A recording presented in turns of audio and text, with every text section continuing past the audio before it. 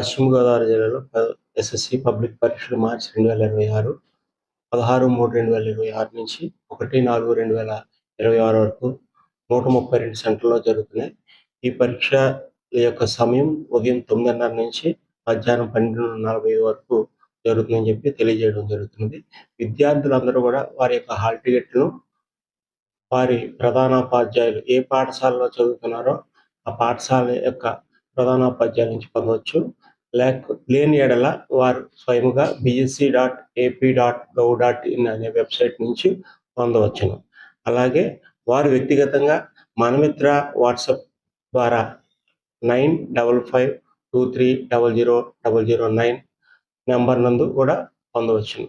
అలాగే విద్యార్థులు ఎవరైతే పరీక్ష రాస్తున్నారో వారు ప్రతి పరీక్షా కేంద్రమునకు 8:45 నుంచి 9:30 మధ్యలో హాజరు కావాల్సిందిగా కోరుతున్నాము.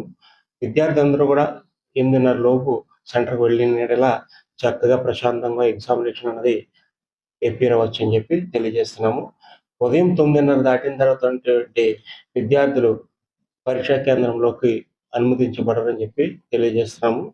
అలాగే మనకి ఈ జిల్లాలో 132 పరీక్షా కేంద్రంలో ఈ ఎస్ఎస్సి ఎగ్జామినేషన్స్ జరుగుతున్నవి. వీటికి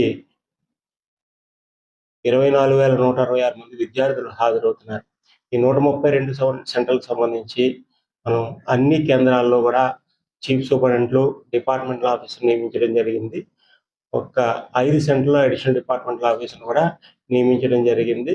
అలాగే సుమారు 1,426 మంది ఇన్విజిలేటర్స్ కూడా నియమించడం జరిగిందని చెప్పి తెలియజేస్తున్నాం. అలాగే తనిఖీ నిమిత్తం 6 ఫ్లయింగ్ స్క్వాడ్స్‌ను, 46 మంది సిట్టింగ్ స్క్వాడ్స్‌ను కూడా అపాయింట్ చేయడం జరిగిందని చెప్పి తెలియజేస్తున్నాము.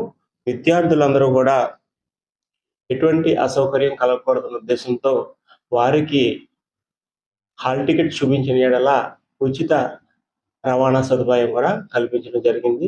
ఆర్టీసీ వారితో మాట్లాడి పరీక్ష సమయం ముందు గంట ముందుగాను, పరీక్ష అయిన గంట పిదప వారికి రవాణా సదుపాయం కలిగించేటట్టు చర్యలు తీసుకోవడం జరిగిందని చెప్పి తెలియజేస్తున్నాము.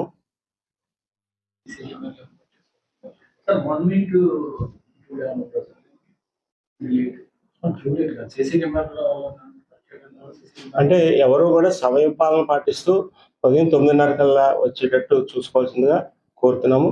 ఎట్టి పరిస్థితుల్లో కూడా 9:30 దాటిన విద్యార్థులని అనుమతించబడదని చెప్పి మీకు తెలియజేస్తున్నాం.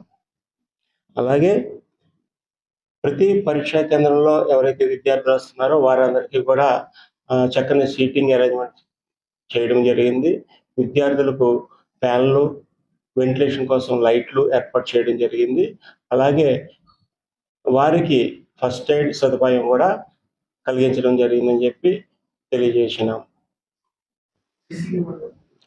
ఎక్కడైతే మనకి జిల్లాలో 6 సమస్యాత్మక కేంద్రాలు ఉన్నాయి, ఆ సమస్యాత్మక కేంద్రాల్లో 6 కేంద్రముల యందు సీసీ కెమెరాలు పెట్టడం జరిగిందని చెప్పి తెలియజేస్తున్నాం.